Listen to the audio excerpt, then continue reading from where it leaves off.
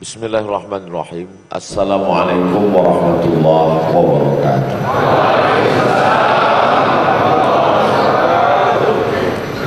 Alhamdulillah wassalatu wassalamu ala rasulillah wa ala alihi wa sahbihi wa man da'a bida'watihi wa istanna bisunnatihi ila yaumi liqa'i rabbih.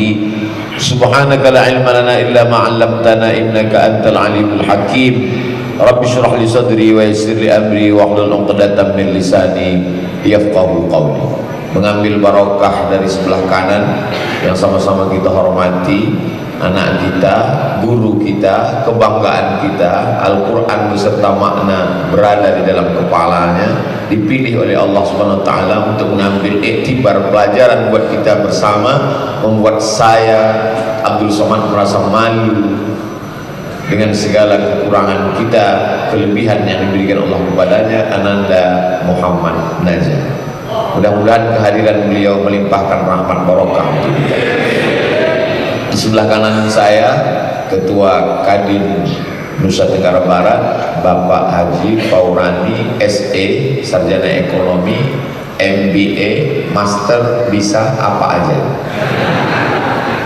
Di sebelah kiri saya ada Cak Min, bukan yang mau jadi calon presiden. Di sebelah beliau senior saya di Mesir sampai 98, beliau 1 tahun sebelum itu 97. Beliau adalah Dr. Zaki Abdillah, Ustadz guru kita semua. Adapun Bapak Ibu semua tidak dapat saya sebutkan satu persatu, karena kalau saya sebutkan sampai azan subuh tidak selesai. Hadirin hadirat, muslimin muslimat, semuanya dimuliakan Allah Subhanahu Wa Taala. Amin ya rabbal alamin. Karena kalau kita tanya jamaah, Bapak gimana kabarnya? Sehat. Ruko-ruko, toko-toko yang kemarin gimana? Bisnisnya lancar? Alhamdulillah Pak Ustadz, saya sudah hijrah, sudah saya tinggalkan semua. Saya sekarang fokus di masjid aja, zikir, baca Quran, sholat sunat. Sampai kapan Pak? Nunggu malaikat maut datang. Jadi pemahaman hijrah menurut dia itu adalah hijrah berarti meninggalkan dunia, karena dunia ini jahat, dunia ini kotor, dunia ini najis, dunia ini menjadi penghalang antara kita dengan Tuhan. Ini bukan ajaran Islam, ini ajaran Abdul Ghafur. Ada seorang laki-laki namanya Abdul Ghafur, nyamar pura-pura masuk Islam biar bisa supaya masuk tanah suci Makkah. Lalu setelah 6 bulan belajar Islam, murtad lagi, datang ke Indonesia mengobok-obok Aceh. Setelah itu dia kembali ke Amsterdam, namanya Snowhorn. Karena Aceh kalau ditembus dengan peluru nggak mempan. Orang Aceh imannya kuat.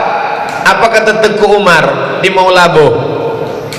Mereka melihat dunia ini seperti setengah sayap nyamuk. Apa kata Tengku Umar di Maulabo? Kalau aku mati malam ini melawan Belanda, aku mati syahid. Tapi kalau aku masih hidup besok pagi, aku masih bisa minum kopi. Mereka melihat dunia ini simpel, sederhana. Maka kalau mengancam orang Aceh dengan peluru, nggak mempan. Maka satu-satu caranya adalah dengan mengobok-obok, membangkit khilafiyah di antara umat Islam.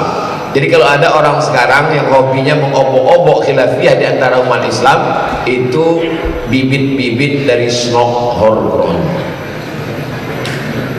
Bagi Snow mengajarkan, silakan kamu urus doa, silakan kamu urus zikir, silakan kamu banyak ibadah. Masalah tanah biar kami ngurus. Kami tanam tembakau, kami tanam cengkeh, kami tanam rempah-rempah, kami tanam kayu manis, lalu hasilnya kami ambil. Dari dalamnya kami ambil batu bara, lalu kemudian kami ambil emas, kami ambil minyak, kami ambil gas. Kalian urus saja akhirat. Akhirnya umat Islam dibagi dua, ada yang ngurus dunia, ada urus akhirat. Padahal dunia akhirat dalam satu ayat, Rabbana atina fid dunya hasanah wa fil akhirati hasanah wa qina. Maka digambarkanlah Nabi Muhammad itu orangnya miskin, susah, melarat, jubahnya compang-camping, perutnya diikat batu karena kelaparan. Ini Muhammad dari mana? Bukan Muhammad sallallahu alaihi wasallam yang real, yang benar menurut sejarah Islam. Nabi Muhammad sallallahu alaihi wasallam itu punya ayah. Nama ayahnya Abdullah. Abdullah itu meninggal waktu lagi ngapain? Syair Barzanji dibaca setiap malam Maulid. Walamma tamma min hamlihi syahrani ala ashhuril aqwalil marwiyah tufiya bil madinatil munawwarati abuhu Abdullah. Ketika hamil ibunya dalam umur 2 bulan, meninggal bapaknya di kota Al-Madinah Al-Munawwarah, 500 km, 8 hari 8 malam naik onta, perjalanan dagang bisnis. Satu surat cerita tentang bisnis orang Quraisy. Li'ila fi Quraisy, perjalanan dagang orang Quraisy. Ila fihim rihlatas syita was-shaib. Syita musim dingin, shaib musim panas. Mekah di tengah, di bawah Yaman, di atasnya Syam, Palestina, Suriah, Damaskus, Lebanon, Yordania. Makkah di tengah, di bawah Yaman. Rihlatas syita, musim dingin mereka ke Yaman karena dinginnya nggak terlalu dingin. Wassaib, musim panas mereka ke Syam karena di Syam nggak terlalu panas. Karena kalau musim dingin ke Syam turun salju, nggak tahan. Kalau musim panas ke Yaman terlalu panas, nggak kuat. Maka mereka perjalanan rihlatas syita wassaib, dagang, bisnis. Jadi kalau ada orang Islam hari ini, kamu jangan terlalu sibuk dengan bisnis, ini melupakan kita dari Allah, langsung tembak, kamu pasti muridnya snowboardnya. Dia ingin umat ini lemah, dia ingin umat ini gak punya apa-apa. Makanya kata Sayyidina Ali bin Abi Thalib, kada al-faqru ayyakuna kufran, hampir saja kefakiran, kemiskinan membuat orang menjadi kafir. Fakir, kafir, kafir, fakir, fakir, kafir. Siapa yang menjual imannya dengan baju kaos bekas? Siapa yang menjual imannya dengan mie instan? Siapa yang menjual imannya dengan susu hampir expired? Itu adalah orang-orang yang tidak punya ekonomi yang mapan. Siapa yang menjual suaranya saat pilkada pileg? Orang-orang miskin, dikasih 50.000 mau dia coblos. Kalau bisnismen anggota Kadin dikasih 50.000, mana dia mau? 5 juta baru dia mau.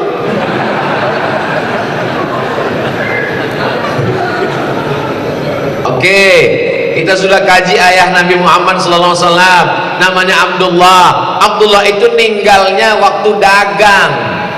Nabi Muhammad SAW punya ayah namanya Abdullah. Abdullah punya ayah namanya Abdul Muttalib. Abdul Muttalib itu yang megang kunci Ka'bah, orang kaya. Musim haji dia ngurus semua jamaah haji. Abdul Muttalib punya ayah namanya Hashim. Hashim punya ayah namanya Abdi Manaf. Abdi Manaf punya ayah namanya Qusay. Qusay itu orang kaya. Rumah yang paling besar di Makkah, tempat kumpulnya para ketua kepala suku kabilah, namanya Darun Nadwah, dibangun oleh Qusay, kakek Nabi yang kelima. Jadi Nabi Muhammad itu keturunan orang kaya-kaya. Katanya Ustaz Somad keturunan orang kaya. Saya ini 7 generasi kaya. Kok Ustaz miskin? Saya yang ke-8.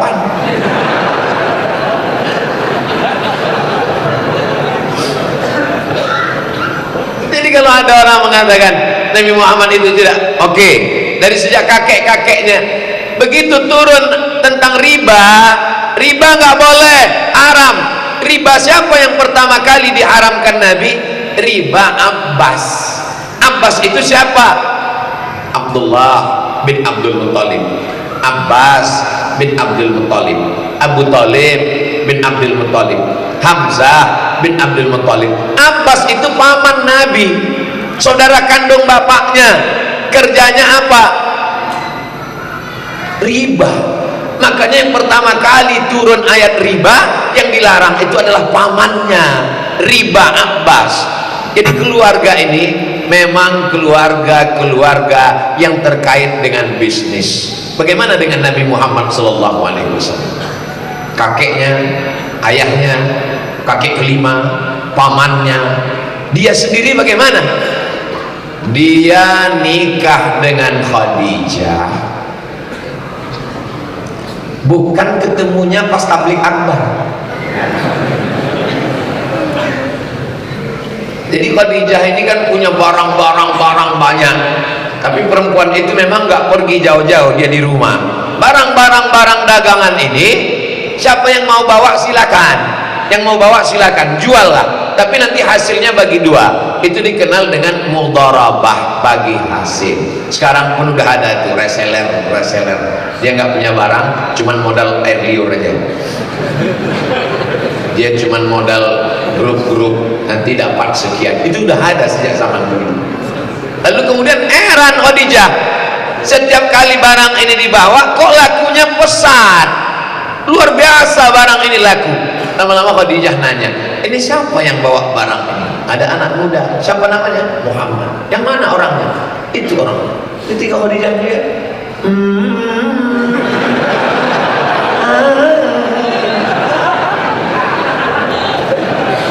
kata Khadijah, pantasan laku, orangnya ganteng, nurun nubuwah, cahaya yang terang benderang, tola'al badru lainnya. Jangan heran kalau barang-barang anak muda sekarang nggak laku. Ini kenapa nggak laku-laku? Yang mana yang jual? Itu Pak, pantasan. Makanya itu di Instagram Ustadz Somad itu isinya endorse.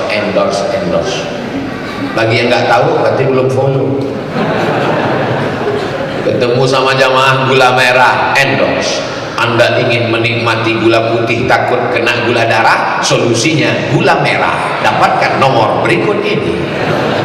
Ketemu sama jamaah bawa keripik, sudah nampak dari tatapan matamu, ku tahunya kau mau.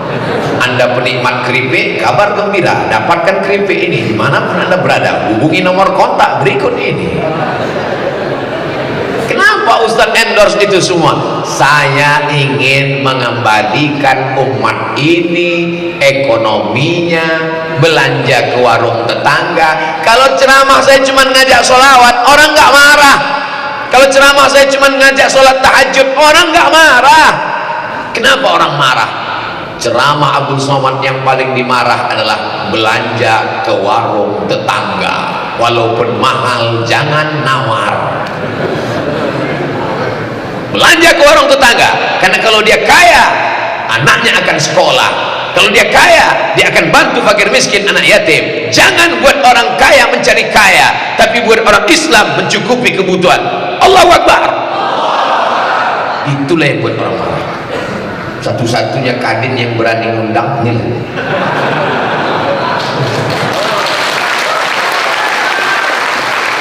Memang semua berawal dari Nusa Tenggara Barat. Bank Syariah. Loh, jangan tepuk tangan dulu, masih panjang. Bank Syariah dari mana berawal? Nusa Tenggara Barat. Masjid yang paling banyak dari mana berawal? 10.000 kurang 4. Yang ngomong Pak Sekda. Paguyuban Muslimah dari mana berawal? Dari NTB. Ustaz tahu dari mana? Sore tadi saya diundang. Pengukuhan Paguyuban Muslimah Nusa Tenggara Barat. Begitu juga dengan Kadin mengaji, berawal dari Nusa Tenggara Barat, akan menular ke tempat-tempat lain. Kita nggak ada ngaji macam-macam, kita cuma mau ngaji supaya bangkit ekonomi ini, supaya kekayaan ini tidak dimiliki segelintir orang. Kalau kekayaan ini dimiliki segelintir orang, dia kabur, negeri ini tumbang. Tapi kalau dimiliki oleh setiap person, maka tidak akan mungkin hilang. Kenapa? Setiap orang memiliki kekayaan. Kita bukan sosialis, kita bukan komunis, kita bukan pula orang yang menumpuk barang dan harta. Kita adalah wa kadzalika ja'alnakum ummatan wasata, pertengahan, tidak ke kiri tidak ke kanan.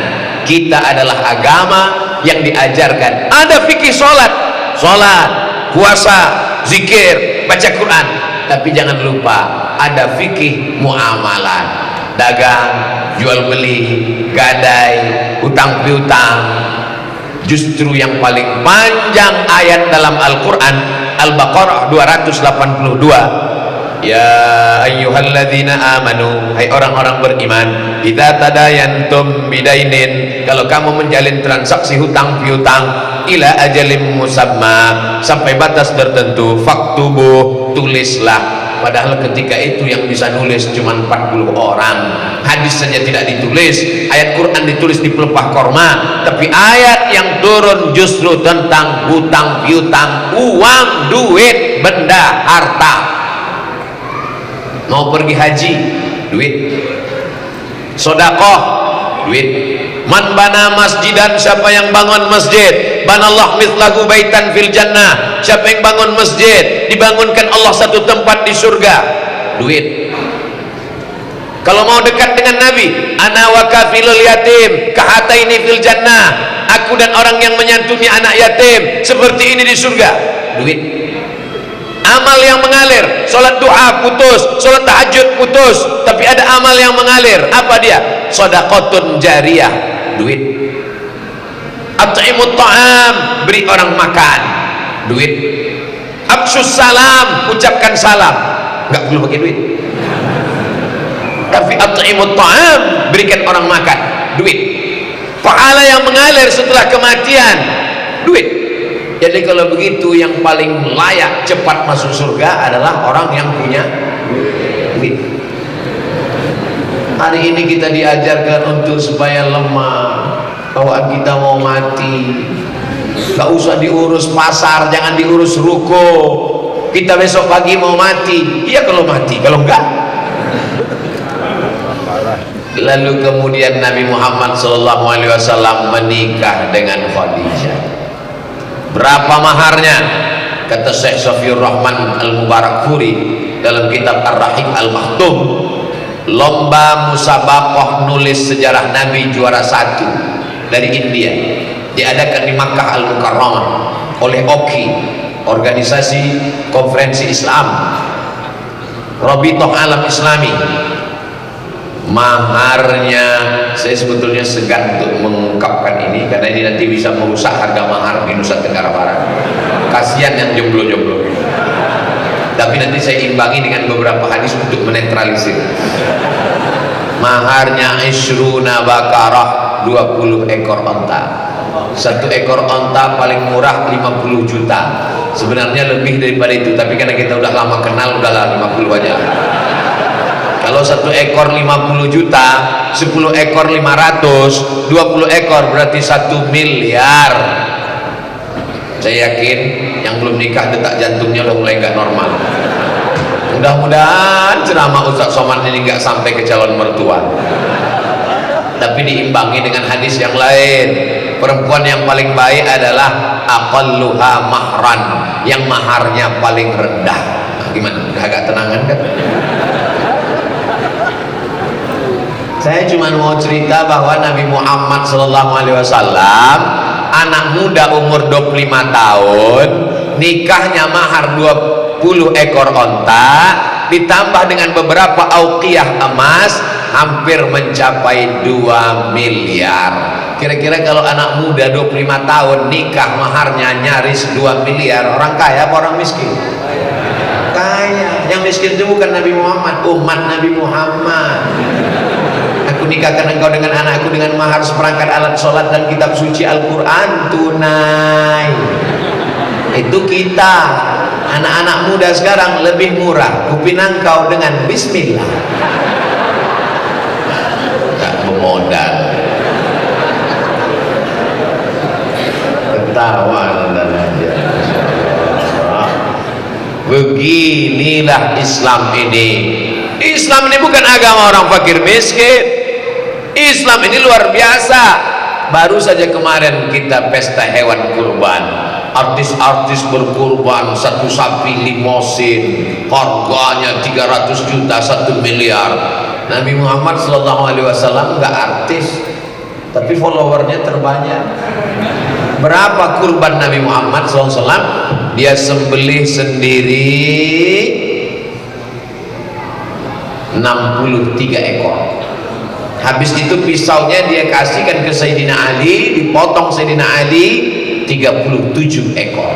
37 tambah 63 100 ekor onta, bukan kambing.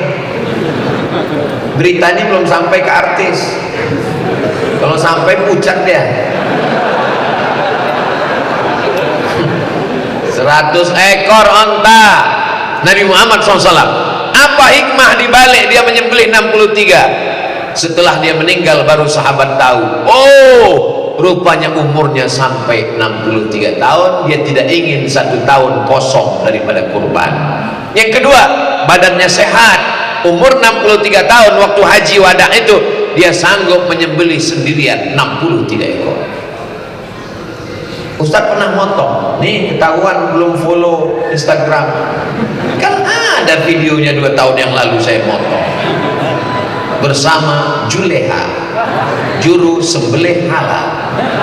Saya dari kecil motong ayam pun gak berani, tapi begitu mereka kasih golok segan mau nolak. Silakan Ustaz Somad potong, gak mungkin kita tolak, kita profesor, malu. Terpaksa lah saya potong. Ya potong, saya ini ceramah aja yang menggelegar, hati saya lembut. Potong ayam aja nggak sampai hati, apalagi sapi. Tapi karena terpaksa saya gas juga. Mati 2 ekor, terkapar. Waktu motong itu siapa yang Ustaz bayangkan? Adalah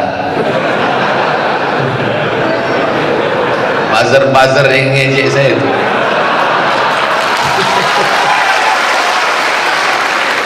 Kalau sapi itu mana sampai hati kita, dia baik, bukan pernah ganggu kita.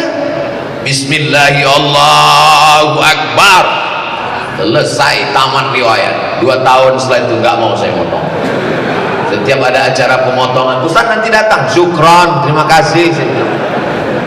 Nabi SAW sehat, gagah perkasa, 63 tahun motong sendiri. Jamaah mau coba-coba motong, begitu dipotong rupanya dia mabuk darah, sapinya nggak mati, dia masuk ambulan. Nabi SAW itu sehat, kaya raya. Nabi Muhammad SAW itu hartanya berapa Pak Ustaz? Pindah ke kota Makkah Al-Mukarramah, dari Makkah pindah ke Madinah. Sampai di Madinah tahun kedua terjadi perang, namanya perang Badar. Pada perang Badar itu dapat harta rampasan perang namanya ghanimah. Kata Syekh Safiur Rahman Al-Mubarakfuri, la tatillu an khamsina alfi dinarin, 50.000 keping uang dinar. 1 keping uang dinar, zaman Nabi gak ada uang kertas. Uang kertas buatan Amerika. Tapi karena kita sudah ikut, mau nggak mau kita pakai. Kan nggak mungkin kita barter besok ayam tukar beras. Itu sebagai nilai tukar. Zaman Nabi dulu, dinar uang emas, dirham uang perak. Saat perang Badar dapat Nabi la taqillu an khamsin alfi dinarin, 50.000 keping. Kalau 1 kepingnya 4,25 gram, 1 gramnya itu 1 juta, 4,25 gram berarti 4.250.000. Tapi biar mudah ngitungnya karena kita udah lama kenal, 4 juta aja kali 50.000 keping. Berapakah harta rampasan perang saat perang Badar? Bisa masuk ujian CPNS. 4 juta kali 50.000 keping, hitung sendiri. Hah? 200 miliar. Berapa jatah Nabi? 200 miliar.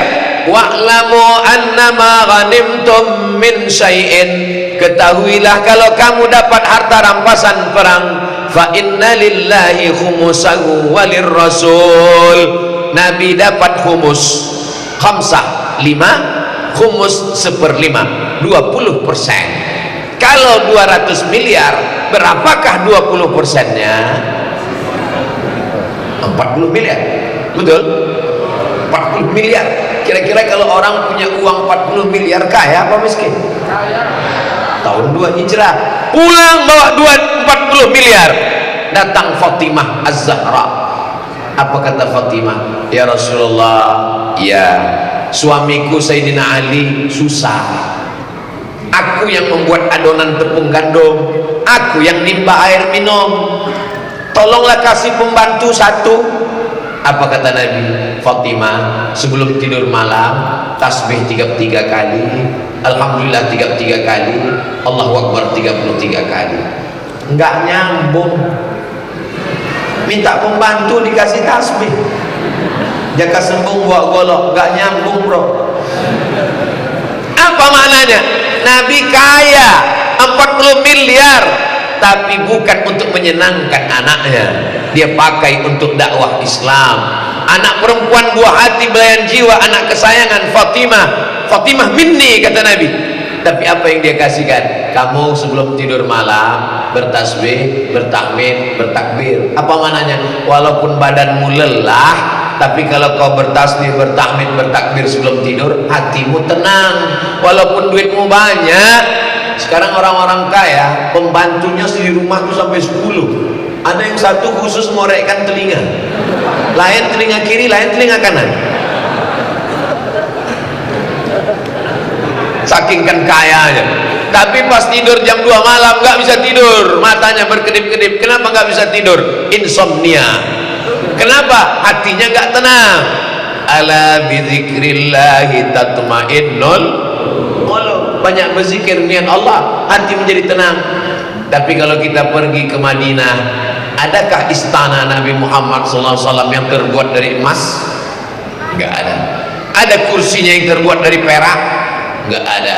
Begitu kita diajak ziarah ke miniatur rumah Nabi di samping Masjid Nabawi, jamaah nangis melihat tempat tidur Nabi, dinding rumah Nabi, atap rumah Nabi, tempat tidur Nabi. Jamaah nangis kenapa? Sedih ngeliat itu?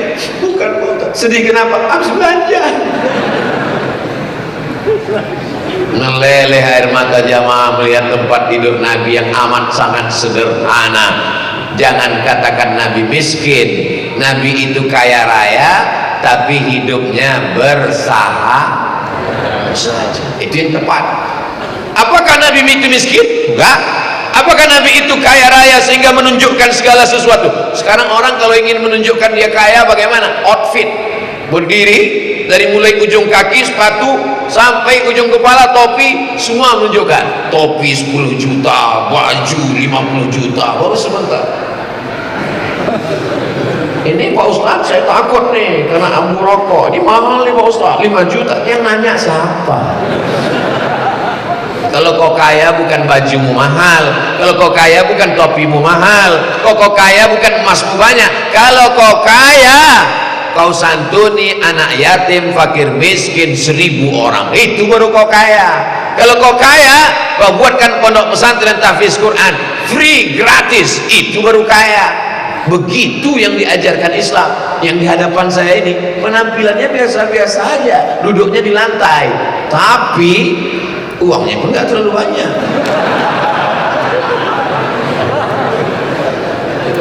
Jadi kalau ada orang mengatakan ini bisnis ini hanya melalaikan dari Allah, yang dikambing hitamkan siapa? Tasawuf.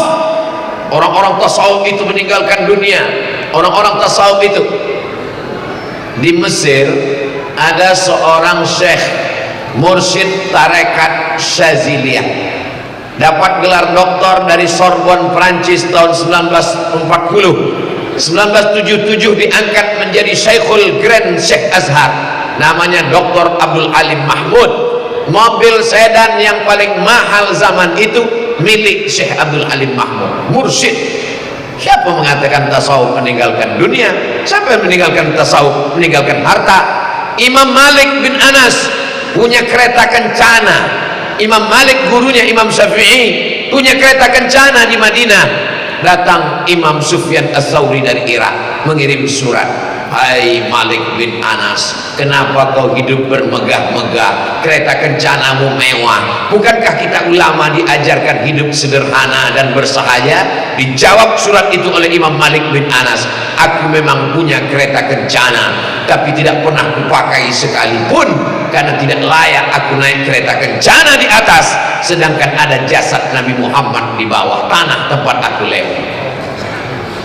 Tapi perlu kita punya itu. Kenapa?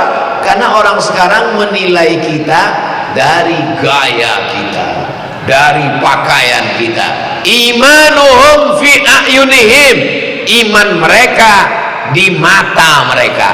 Dia kalau nilai orang, dia tengok dulu dari bawah sampai ke atas. Makanya orang kalau ketemu dengan saya, ditengoknya dulu, oh baju Ustadz ini mahal. Dia nggak tahu ini baju mereknya Casio, dikasih orang. Oh, Ustadz Somad ini batu cincinnya rubi mahal, dikasih juga. Lalu duit itu untuk di mana dipakai? Pakai untuk menolong agama Allah, pakai untuk santri, pakai untuk fakir miskin. Itu definisi kaya dalam Islam, bukan untuk menunjukkan. Maka kalau kita pahami ini dengan baik, orang akan semakin semangat untuk mencari uang. Betul apa tidak betul? Terserah, mau percaya nggak apa-apa, nggak percaya pun nggak masuk neraka. Yang penting udah saya sampaikan. Nanti Ustaz Somad ngomongnya nggak usah lama-lama, kita lama dialog, ngomongnya setengah jam aja, udah habis setengah jam. Ternyata kalau kita ngomong di depan orang yang uangnya banyak, itu nggak terasa lama. Mudah-mudahan jamaah ini semuanya semakin aktif, semakin satu hijrah. Di malam ini sudah tahun 1444 hijrah, tanggal 2 sudah masuk malam ini, tanggal 2 Muharram. Semakin bertambah hijrah, semakin semangat cari duit, semakin semangat bisnis, semakin melimpah rezeki, semakin kaya raya insyaallah. Amin. Tapi bukan untuk dunia, dipakainya untuk bangun masjid, untuk buat pondok pesantren, untuk membangun tahfiz, untuk menyekolahkan anak-anak putra daerah, dikirim sampai ke Rubat Tarib, Darul Mustafa Hadramaut, ke Al-Azhar Kairo. Nampak ada terbengkalai pondok pesantren. Ini kenapa terbengkalai? Kenapa tidak diselesaikan? Kami mau bantuan Pak, gak usah buat proposal. Nanti Bapak mau bantu, saya salurkan ke tempat lain. Jamaah yang dimuliakan Allah Subhanahu wa taala. Ada seorang sahabat Nabi namanya Abdurrahman bin Auf. Siapa namanya? Abdurrahman bin Auf pindah dari kota Makkah hanya sebatang kara. Hartanya ditahan semua sama orang Makkah. Abdurrahman, kalau kamu mau pindah, pindah hijrah, tapi hartamu tinggal. Pergi dia tinggalkan semuanya. Sampai di Madinah, dipersaudarakan Nabi dengan sahabat Nabi namanya Sa'ad bin Rabi'. Kenapa dipersaudarakan? Karena mereka satu circle, satu server, sama-sama bisnismen. Sa'ad bisnismen, Abdurrahman bisnismen. Abdurrahman ini Sa'ad, Sa'ad ini Abdurrahman, ini saudaramu. Apa kata Sa'ad? Wahai Abdurrahman, rumahku banyak, mana yang kau mau? Ambil. Kebunku banyak, mana yang kau mau? Ambil. Waktu itu belum turun ayat batasan istri 4. Istriku banyak, unlimited. Mana yang kau mau? Kuceraikan, nikah dengan kau. Apa kata Abdurrahman bin Auf? Dullani ala suqikum, barakallahu fi malik. Semoga Allah memberikan berkah pada hartamu, Allah berikan berkah pada rukomu, Allah berikan berkah pada rumahmu, Allah berikan berkah pada istrimu. Dullani ala suqikum, tunjukkan aku di mana pasar kota Madinah. Coba bayangkan kalau kita yang ditawari Sa'ad bin Rabi'. Hai Abdul Somad, pilih mana. Setelah tidak berapa lama lalu Abdurrahman bin Auf datang menjumpai Nabi. Hari berganti pekan, pekan berganti bulan. tiba-tiba tangan Abdurrahman bin Auf merah-merah, min athari sufrah, bekas minyak za'faran. Ada minyak seperti kunyit dari daun bunga, warnanya jingga seperti kunyit, kena kapur sirih. Kalau kena ke tangan warnanya jingga, bisa dibuat ke makanan, bisa buat parfum, namanya za'faran. Sampai ke Indonesia dari zafran. Ustaz Somad, kenalkan anak saya, siapa namanya? Zafran, berarti minyak warna jingga. Kata Nabi, Abdurrahman, ya, itu tanganmu ada bekas-bekas minyak za'faran. Biasanya orang kalau tangannya bekas minyak za'faran berarti dia habis nikah. Kamu nikah ya? Iya ya Rasulullah. Aulim walau bisyatin, buatlah walimah walaupun hanya menyembelih seekor kambing. Seekor kambing itu kalau orang Arab makan berempat, 1, 2, 3, 4, berempat itu. Anandan aja kami kasih ayam. Maksudnya, buatlah walimah walaupun undangannya antara 4 sampai 10. Itu kalau seekor kambing. Beda di tempat kita. Itu kalau kambing itu bisa 1 kades, kadus, RT RW lengkap semua. Lalu kemudian ketika Abdurrahman bin Auf meninggal, di total hartanya 6 triliun. Allah menguji aku dengan harta, kata Abdurrahman bin Auf. Jadi jangan bayangkan sahabat Nabi pindah dari Makkah ke Madinah, sampai di Madinah tahajud witir, baca Quran, zikir, mati. Ini belajar Islam di mana? Inilah bahayanya murid-murid Snoktorgronya. Kita diajarkan ada namanya musaqat, menyiram tanaman. Ada namanya ihyaul mawad, menghidupkan tanah mati. Ada namanya muzara'ah, menanam tanaman, tumbuh-tumbuhan di tanah. Saya nggak punya tanah, saya tanam, berbagi. Tapi fikih-fikih muamalah ini sudah tidak dikaji orang. Yang dikaji orang di masjid sibuk mengkaji masalah darah nifas, darah haid, darah wiladah, darah bisul, darah jerawat, darah nyamuk. Memang asik mengkaji ini, lengkap dengan dalil, berdebat, mazhab, ikhtilaf. Kenapa tidak dikaji fikih muamalah, mudharabah, murabahah, ekonomi syariah? Masya Allah, tabarakallah. Kalaulah pengajian kita dibangkitkan, kajian rutin Kadin ini berkala, dibuka di awal Muharram 1444, akan berkelanjutan, apakah mingguan, bulanan, pekanan, dimasukkan dalam channel YouTube, dinikmati seluruh Indonesia, akan bangkit ekonomi umat insyaallah. Amin ya rabbal. Itu pengantar dialog kita pada kesempatan ini. Lebih kurang 40 menit saya sampaikan materi, selebihnya nanti dialog interaktif tanya jawab. Yang bisa saya jawab akan saya jawab, yang nggak bisa saya jawab saya bawa pulang besok pagi ke Riau. Nanti saya uploadkan ke channel Ustadz Abdul Somad Official. Subscribe, like, share, and comment. Terima kasih segala perhatian, mohon maaf segala kesilapan. Saya kembalikan ke moderator. Wassalamualaikum warahmatullahi wabarakatuh.